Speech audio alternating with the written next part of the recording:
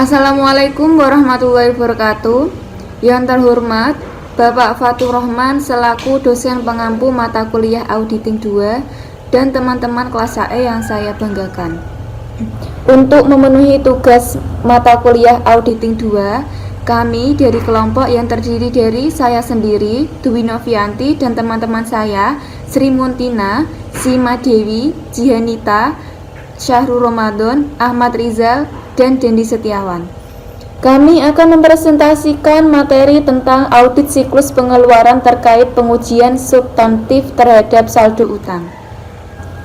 Pokok pembahasan yang akan kami rangkum adalah yang pertama, pengertian siklus pengeluaran, yang kedua, tujuan audit terhadap siklus pengeluaran, yang ketiga, deskripsi utang usaha, yang keempat, prinsip akuntansi berterima umum dalam penyajian utang lancar di neraca, yang kelima, tujuan pengujian substantif terhadap utang usaha, dan yang keenam, program pengujian substantif terhadap utang usaha. Pokok pembahasan yang pertama yakni pengertian siklus pengeluaran. Siklus pengeluaran adalah siklus transaksi yang berhubungan dengan transaksi atas kegiatan operasional perusahaan yang mengakibatkan pengeluaran kas. Jika transaksi yang mengakibatkan pengeluaran kas tersebut bukan transaksi rutin kegiatan operasional perusahaan, maka transaksi tersebut tidak termasuk dalam kategori transaksi siklus pengeluaran. Materi selanjutnya yaitu tujuan audit siklus pengeluaran yang terdiri dari 1. Existence or occurrence, yang kedua yaitu completeness, yang ketiga right and obligation, yang keempat valuation or allocation, dan yang kelima yaitu presentation and disclosure. Tujuan audit atau tujuan khusus ada dua, yaitu yang pertama menguji kewajaran asersi manajemen atas transaksi dan saldo rekening siklus pengeluaran. Yang kedua yaitu kategori asersi manajemen yang terdiri dari 1. Eksistensi atau terjadinya, 2. Kelengkapan, 3. Hak dan kewajiban, 4. Penilaian atau alokasi, dan yang kelima yaitu penyajian dan pengungkapan. Deskripsi utang usaha. Utang usaha termasuk sebagai unsur utang lancar. Utang lancar meliputi semua kewajiban yang akan dilunasi dalam periode jangka pendek atau 1 tahun atau kurang dari tanggal neraca atau dalam siklus kegiatan normal perusahaan dengan cara mengurangi aktiva yang dikelompokkan dalam aktiva lancar atau dengan cara menimbulkan utang lancar yang lain. Materi selanjutnya akan disampaikan oleh Jihanita Oktaviana. Utang lancar digolongkan menjadi 6 kelompok, yaitu yang pertama, utang usaha yang timbul dari transaksi pembelian bahan baku dan bahan penolong, suku cadang, dan bahan habis pakai pabrik atau factory supplies. Yang kedua, uang jaminan masuk dari pelanggan. Yang ketiga, utang yang timbul dari berlalunya waktu atau accrued payable. Yang keempat, utang yang timbul kepada pihak ketiga karena perusahaan yang ditunjuk sebagai pemungut pajak atau iuran yang lain. Yang kelima, accrual yang timbul dari kegiatan usaha perusahaan. Yang keenam, utang lain yang diperkirakan dilunasi dalam jangka waktu pendek seperti utang bank, kredit, modal kerja, misalnya utang jangka panjang yang segera jatuh tempo, utang pajak penghasilan, utang dividen. Perbedaan karakteristik utang lancar dengan aktiva lancar. Dalam penyajian aktiva lancar, klien berkecenderungan umum untuk menyajikan aktiva tersebut lebih tinggi dari jumlah yang senyatanya. Kecenderungan ini seringkali didorong oleh motif untuk memberikan gambaran modal kerja yang lebih baik sehingga kelihatannya perusahaan memiliki likuiditas yang baik. Gambaran modal kerja yang baik ini juga dapat ditempuh dengan menurunkan nilai hutang lancar, yaitu umumnya dengan cara tidak mencatat hutang lancar sehingga terdapat hutang yang tidak tercatat tanggal neraca. Dalam penyajian aktiva lancar, klien menghadapi masalah penilaian unsur-unsur aktiva lancar per tanggal neraca. Perbedaan pengujian substantif terhadap hutang lancar dengan pengujian substantif terhadap aktiva lancar. Pengujian substantif terhadap hutang lancar ditunjukkan untuk menemukan adanya penyajian hutang lancar yang lebih rendah dari jumlah yang seharusnya. Sedangkan pengujian substantif terhadap aktiva lancar ditunjukkan untuk menemukan adanya penyajian aktiva lancar yang lebih tinggi dari jumlah yang seharusnya. Dalam pengujian substantif terhadap aktiva lancar, auditor menghadapi masalah penentuan kewajaran nilai aktiva lancar, nilai bersih yang dapat direalisasikan yang dicantumkan ke dalam neraca.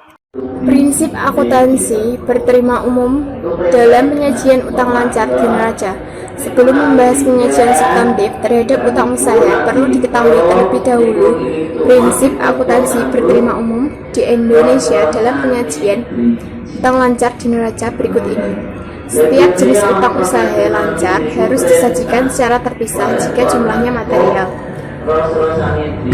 Utang kepada perusahaan afiliasi, pemegang saham, dan karyawan perusahaan harus dipisahkan dari utang kepada pihak ketiga yang independen. Aktiva yang dijaminkan dalam penarikan utang lancar harus diungkapkan dalam laporan keuangan. Aktiva dan utang tidak boleh digabungkan penyajiannya dalam jumlah neto. Utang bersyarat harus dijelaskan dalam neraca. Tujuan pengujian substantif terhadap utang usaha. 1. Memperoleh keyakinan tentang keandalan catatan akuntansi yang bersangkutan dengan utang usaha. 2. Membuktikan keberadaan utang usaha dan keterjadian transaksi yang berkaitan dengan utang usaha yang dicantumkan di neraca. 3. Membuktikan kelengkapan transaksi yang dicatat dalam catatan akuntansi dan kelengkapan saldo utang usaha yang disajikan di neraca. 4. Membuktikan kewajiban klien yang dicantumkan di neraca. 5. Membuktikan kewajiban penyajian dan pengungkapan utang usaha di neraca. Program pengujian substantif terhadap utang usaha. Tahap-tahap prosedur audit dimulai dari pemeriksaan yang bersifat luas dan umum sampai ke pemeriksaan yang bersifat rinci. Berbagai prosedur audit dilaksanakan dalam 5 tahap. Yang pertama, prosedur awal. Yang kedua, prosedur analitik. Yang ketiga, pengujian terhadap transaksi rinci. Yang keempat, pengujian terhadap saldo akun rinci. Dan yang kelima, verifikasi penyajian dan pengungkapan. Selanjutnya, prosedur audit awal. Yang pertama, usut saldo utang usaha yang tercantum di neraca ke saldo akun utang yang bersangkutan di dalam buku besar. Kemudian, hitung kembali saldo akun utang usaha di buku besar. Selanjutnya, usut saldo awal akun utang usaha ke kertas kerja tahun lalu. Selanjutnya, lakukan review terhadap mutasi luar biasa dalam akun aktiva tetap dan akumulasi depresiasinya. Selanjutnya, usut posting pendebitan dan pengkreditan akun utang usaha ke jurnal yang bersangkutan. Dan yang terakhir, lakukan rekonsiliasi buku pembantu utang usaha dengan akun kontrol utang usaha di buku besar. Materi selanjutnya akan disampaikan oleh M. Syahrul Ramadan. Selanjutnya yaitu prosedur analitik.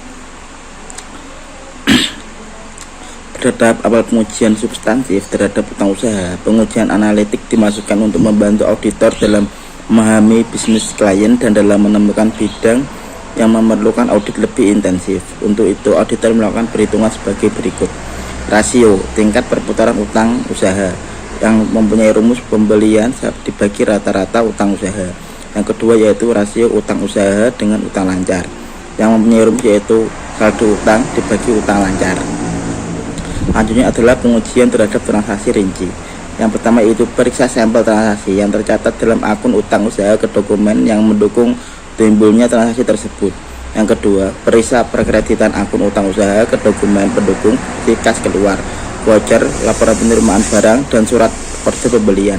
Yang ketiga yaitu periksa pendebitan akun utang usaha ke dokumen pendukung kas keluar yang mau debit untuk data pembelian. Yang keempat yaitu lakukan verifikasi pisah atas code of transaksi pembelian dan data pembelian. Yang kelima yaitu periksa dokumen yang mendukung timbulnya utang usaha dalam minggu terakhir tahun yang diaudit dan minggu pertama setelah tanggal neraca. Yang keenam yaitu periksa dokumen yang mendukung kekurangan utang usaha dalam minggu terakhir tahun yang diaudit dan minggu pertama setelah tanggal neraca.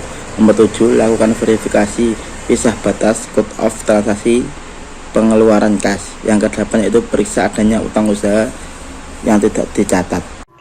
Materi selanjutnya adalah pengujian terhadap saldo akun rinci. Tujuan pengajuan saldo akun utang usaha rinci adalah untuk memverifikasi pertama, keberadaan dan ketersediaan, yang kedua kelengkapan, yang ketiga kewajiban, dan yang keempat adalah penyajian dan pengungkapan. Keberadaan, kelengkapan, kewajiban, serta penyajian dan pengungkapan utang usaha di neraca dibuktikan oleh auditor dengan mengirimkan surat konfirmasi kepada debitur dan memaksimalkan utang usaha yang tidak dikonfirmasikan ke pernyataan piutang bulanan yang diterima oleh klien dari kreditur. Langkah-langkahnya adalah sebagai berikut. Yang pertama, lakukan konfirmasi utang usaha. Yang kedua, periksa dokumen yang mendukung transaksi pembayaran utang usaha setelah tanggal neraca. Yang ketiga adalah lakukan rekonsiliasi utang usaha yang tidak dikonfirmasikan ke penyediaan gudang bulanan yang diterima oleh klien dari debitur. Yang selanjutnya adalah verifikasi penyajian dan pengungkapan. Yang pertama, periksa klasifikasi utang usaha. Yang kedua, periksa pengungkapan yang bersangkutan dengan utang dan usaha. Yang ketiga, periksa pengungkapan yang bersangkutan dengan utang usaha. Yang keempat adalah mintalah informasi dari klien untuk menemukan komitmen yang belum diungkap dan utang untuk bersyarat, dan periksa penjelasan yang bersangkutan dengan utang usaha tersebut. Yang kelima, pelajari kontrak-kontrak pembelian, penjualan, dan kontrak yang lain. Yang keenam, mintalah informasi dari pengacara klien mengenai perkara pengadilan yang melibatkan klien. Yang ketujuh, kirimkan konfirmasi ke bank. Yang ke-8 adalah pelajari arsip korespondensi klien dengan lembaga keuangan. Demikian materi yang kelompok kami sampaikan, kurang lebihnya minta maaf. Wassalamualaikum warahmatullahi wabarakatuh.